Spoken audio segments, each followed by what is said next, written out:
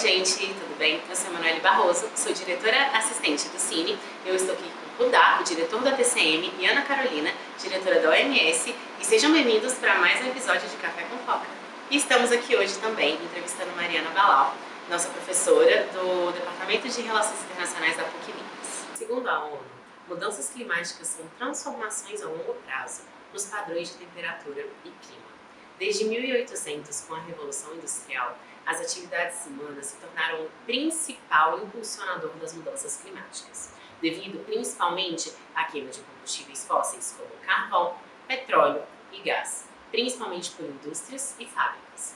Dessa forma, são geradas emissões de gases de efeito estufa que, por sua vez, retêm calor e causam aumentos de temperatura no mundo, podendo ser citada também como uma das causas dessa mudança a queima de combustíveis fósseis pelos meios de transporte, que causam o mesmo efeito, como ônibus e caminhões. Além disso, o desmatamento pela prática da pecuária e da agricultura, entre outras razões, causa emissão de gás carbônico também, devido à liberação do carbono armazenado nas árvores quando elas são cortadas.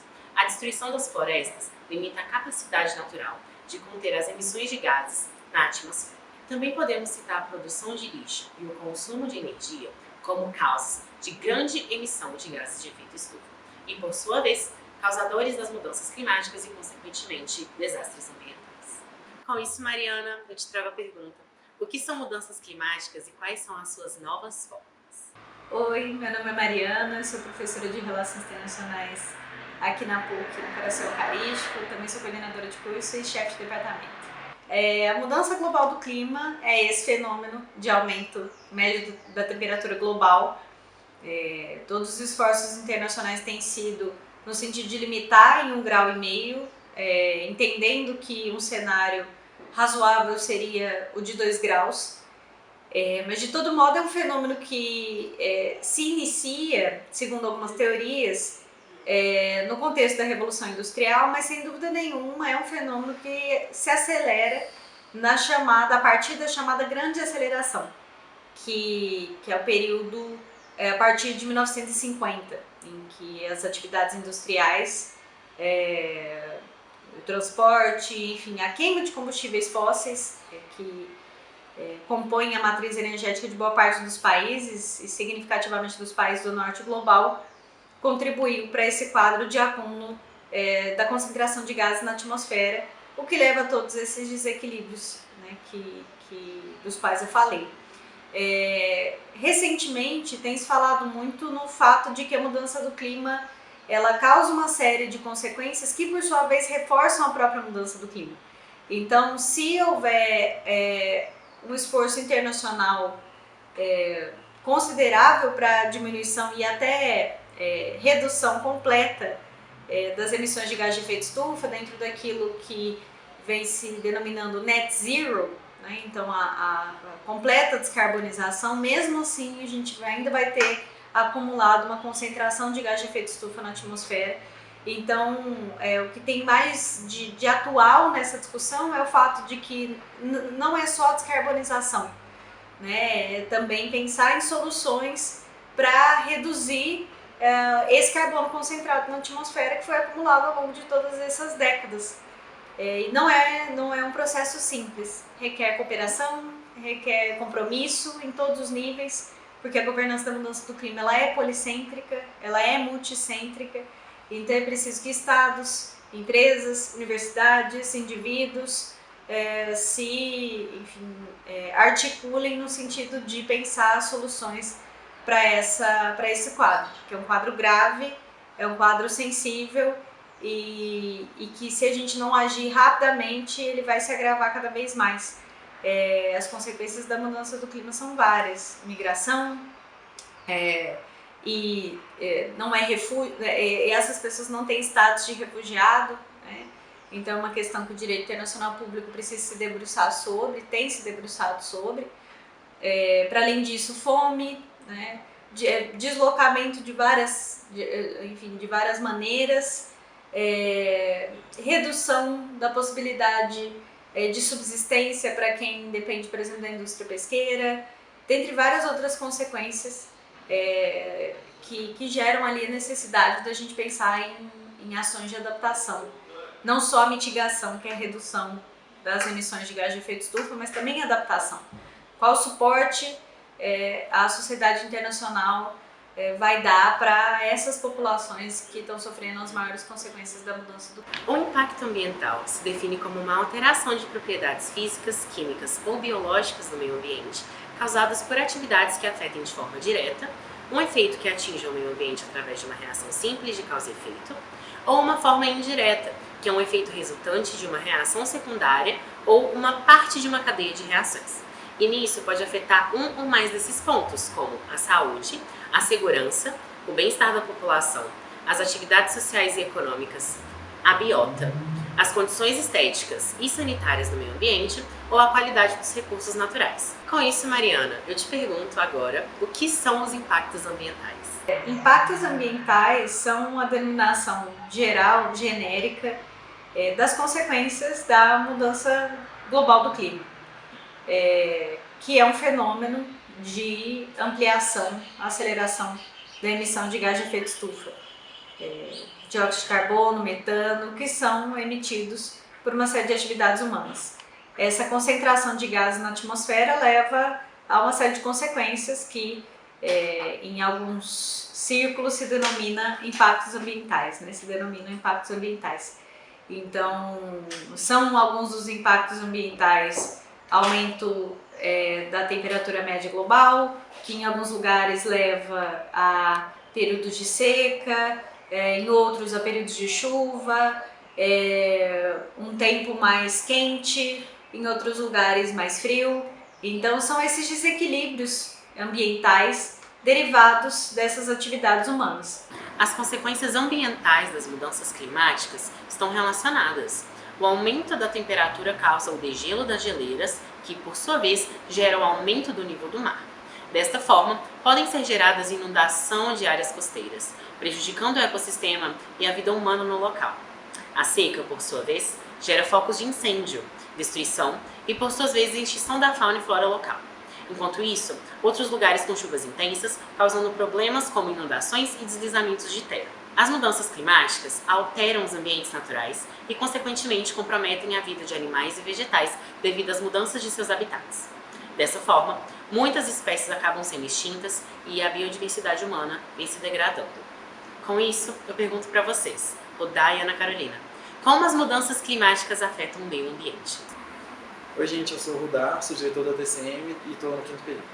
Oi gente, meu nome é Ana Carolina, eu sou diretora do OMS 2024 e eu estou no 8º período. Então, as mudanças climáticas elas vão afetar o meio ambiente de diversas formas, né? Algumas delas podem ser o derretimento de geleiras, né, com o aumento da temperatura, os lugares que antes eram congelados vão derreter e isso consequentemente vai gerar um aumento no nível do mar. Isso vai ser sentido principalmente por países, né, costeiros, cidades costeiras, e aí também tem um impacto com o ecossistema, né? A gente tem uma fauna e uma flora específica de cada região e com as mudanças climáticas isso vai gerar um desequilíbrio. Então muitos animais vão ter que migrar de habitat, muita natureza que vivia naquele lugar vai ter que se adaptar a novas formas e isso pode gerar um desequilíbrio global, né? Porque as espécies vão ter que achar outro lugar para morar, muitas delas vão ser extintas porque elas perdem, né, suas condições de vida. Então acredito que essas são uma das consequências mais importantes. A alteração também da precipitação das chuvas e das temperaturas locais acabam afetando o ecossistema local e até mesmo contribuindo para que ocorram inundações ou secas ou outros eventos climáticos extremos que vão acabar afetando aquela região, até mesmo aumentando o risco de doenças que vão afetar a vida humana.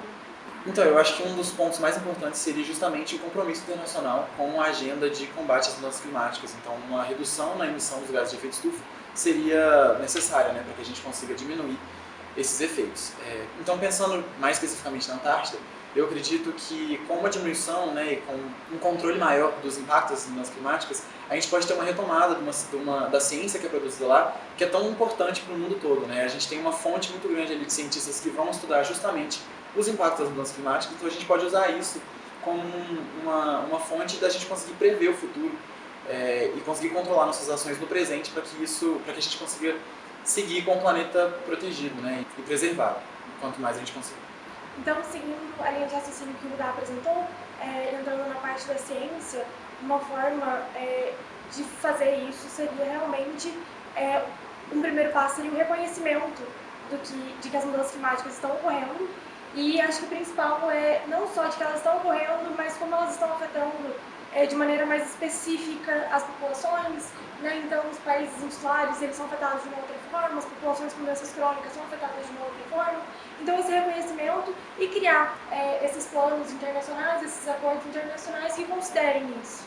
Ricardo Pavanello, membro do Conselho Administrativo do SBC, a Sociedade Brasileira de Cardiologia, afirma que o câncer e as doenças cardiovasculares são as principais causas de óbito hoje na humanidade, e ambas elas estão intrinsecamente conectadas com os impactos pelas mudanças climáticas. Os eventos climáticos também influenciam no aumento de vetores de doenças, aumentando a área de distribuição de mosquitos. Eventos como inundações podem aumentar o risco de doenças infecciosas, como a leptospirose, e outras doenças relacionadas à contaminação da água. A fome, a desnutrição e a desidratação também são aspectos que ameaçam a saúde humana e podem ser geradas e até mesmo impactadas por essas mudanças.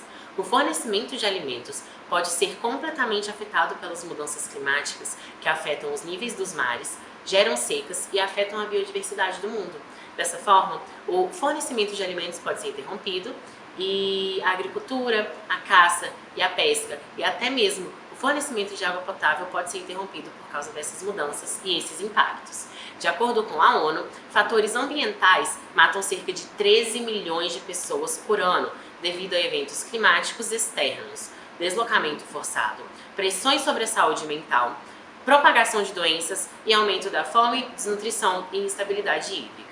Entre 2010 e 2019, por ano houveram 23,1 milhões de pessoas se deslocando devido às consequências das mudanças climáticas. A Organização Mundial da Saúde alerta que a consequência das mudanças climáticas são uma das emergências de saúde mais preocupantes da atualidade, e reduzir a poluição atmosférica diminuiria em 80% o número de mortes globais. Como anteriormente citado, estamos aqui com a diretora da OMS do Miniono 2025 e eu gostaria de te fazer uma pergunta, Ana. Como as mudanças climáticas afetam a saúde da população? As mudanças climáticas, elas acabam afetando a saúde humana de diversas formas. Então a gente pode começar ali pensando no principal, que são aquelas doenças transmissíveis, né? Que é o que a gente acaba tendo um maior conhecimento. Então essas mudanças do clima, elas acabam criando um local mais propício para o desenvolvimento de certas doenças. Então, por exemplo, que são transmitidas por mosquitos. Elas acabam tornando o ambiente um local propício para que os mosquitos, eles cresçam ali a sua população e acabem espalhando essas doenças. Mas não só as doenças transmissíveis, como também as doenças crônicas e não transmissíveis, né? Esse é uma linha de raciocínio que a gente demora um pouquinho mais para fazer, mas as doenças crônicas também são extremamente impactadas pelas mudanças climáticas. E são de diversas formas. Então, ondas de calor, por exemplo, elas afetam muito e são muito relacionadas no aumento de pessoas com doenças cardiovasculares que dão entradas em hospitais. Por exemplo, questões de secas e alteração no padrão de chuva, que causa ali uma inundação no local, eles vão impactar em plantações, no período de plantação de alimento. Quando isso acontece, as populações elas acabam tendo menor acesso a alimentos frescos e mais saudáveis, né? Então elas acabam optando por outros tipos de alimentos que geralmente são mais industrializados e acabam sendo mais baratos. Isso acarreta no aumento de diabetes tipo 2. As doenças crônicas, tipo câncer, por exemplo, elas são muito afetadas pelas inundações, que elas vão impactar na infraestrutura local, então vão impactar em equipamentos médicos, vão impactar na locomoção das pessoas até os hospitais, né? Então, quando as pessoas elas estão ilhadas dentro da sua casa e elas começam a passar mal, como que elas chegam até o hospital? Então, as mudanças climáticas elas acabam afetando a área de saúde de uma forma muito ampla. A Antártica tem um papel crucial nos principais sistemas naturais globais, uma vez que é o principal regulador térmico do planeta, controlando as circulações atmosféricas e oceânicas, influenciando o clima e as condições de vida em todo o planeta. Também é importante ressaltar as suas grandes reservas de gelo e água doce e os seus recursos naturais e energéticos. Desde a Revolução Industrial, que intensificou de forma significativa a emissão de gases de efeito estufa no planeta, houveram registros de temperaturas cada vez mais extremas. A Antártica também é afetada pelo derretimento de suas calotas polares e gera uma deterioração do seu ecossistema, causando diversos outros problemas, como colapsos de plataformas de gelo e aumento do nível do mar mundialmente e significativamente. Com isso, Rudá, eu gostaria que você falasse pra gente um pouco sobre a Antártica e os impactos das mudanças climáticas dentro desse espaço. Então, a Antártida ela tem sentido, né, os efeitos das mudanças climáticas por muito tempo já. Desde o processo da Revolução Industrial, a Antártida ela vem passando por uma transformação, né? Principalmente nos últimos anos, a gente tem percebido um esverdeamento da Antártida. Muitas partes que antes ficavam congeladas, hoje em dia são verdes, então a gente tem uma vegetação ali, o que era inimaginável antes. Muitas colônias de pinguim estão tendo que mudar, migrar da Antártida, porque o calor está sendo extremo, né? Então eles não conseguem sobreviver. Outros tipos de animais também, inclusive baleias estão trocando a sua rota, né, de passagem, para não ter que passar por águas que estão esquentando mais. As geleiras estão derretendo, então a gente tem bases científicas que são responsáveis, né, por fazer muita pesquisa lá.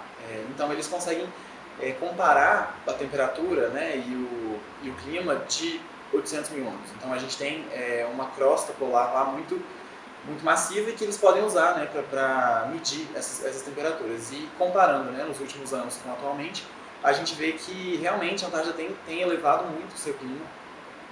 A previsão, isso vai gerar, no caso, né, um aumento do nível do mar, e isso é perceptível. A gente tem previsões que falam que até 2048, né, que é o ano em que o meu comitê vai ser simulado, vai ter uma elevação do nível do mar de até 1 metro. Então isso é uma quantidade muito relevante, principalmente para as cidades costeiras do mundo, né?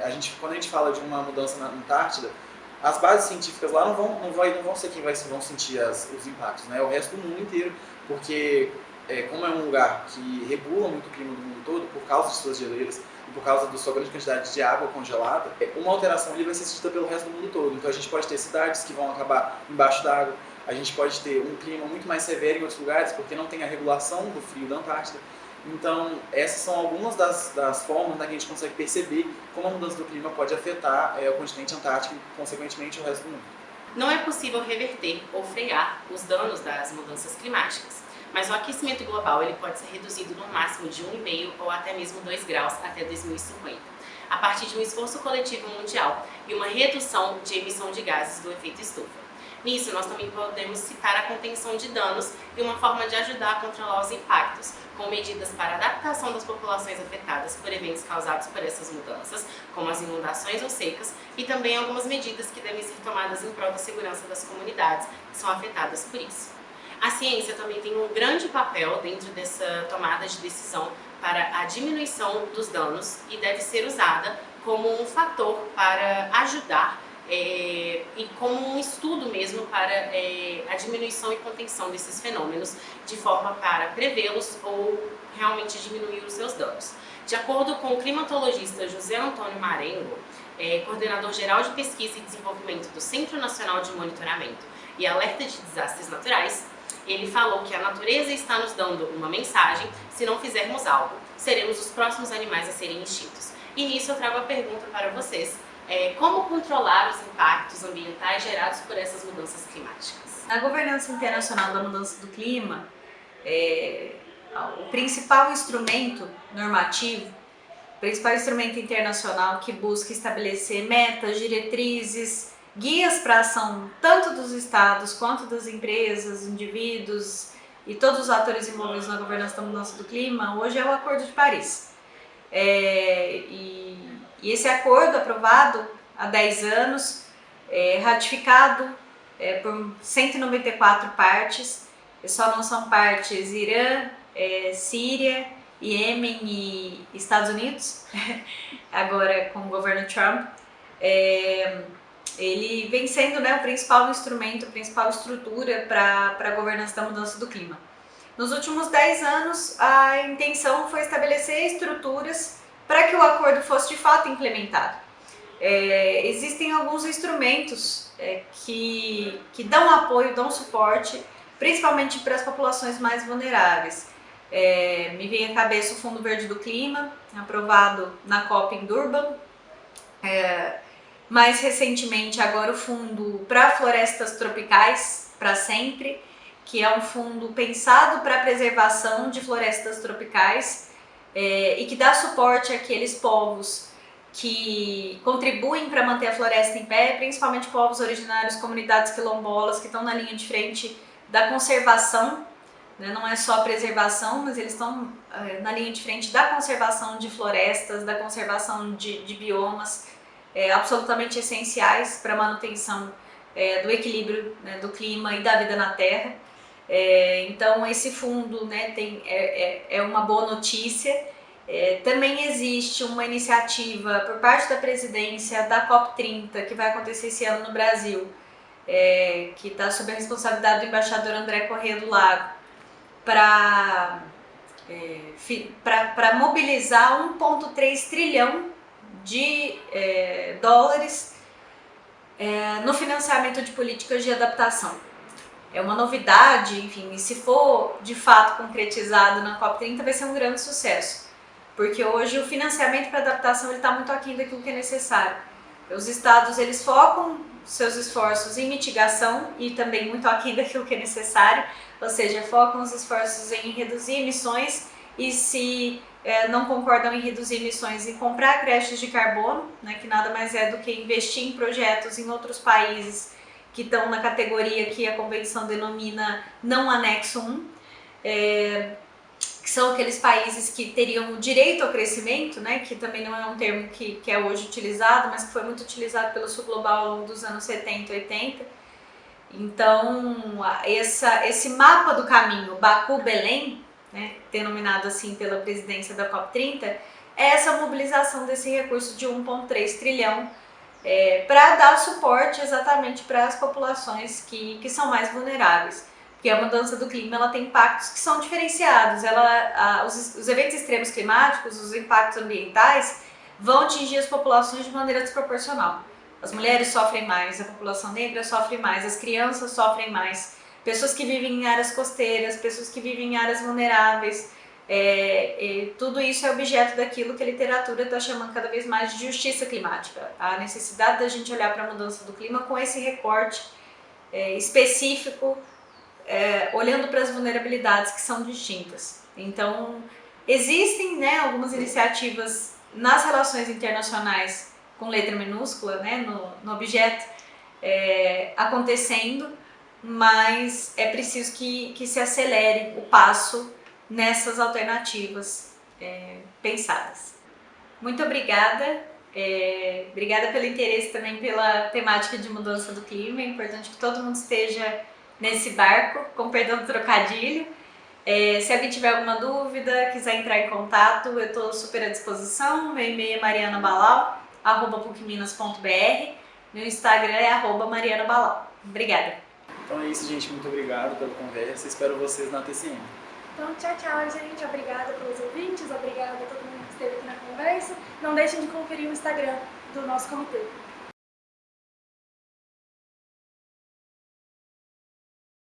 Fala pra gente o que você comeu no café da manhã. Eu comi um misto de frango com queijo. Eu comi um misto quente. Tchau!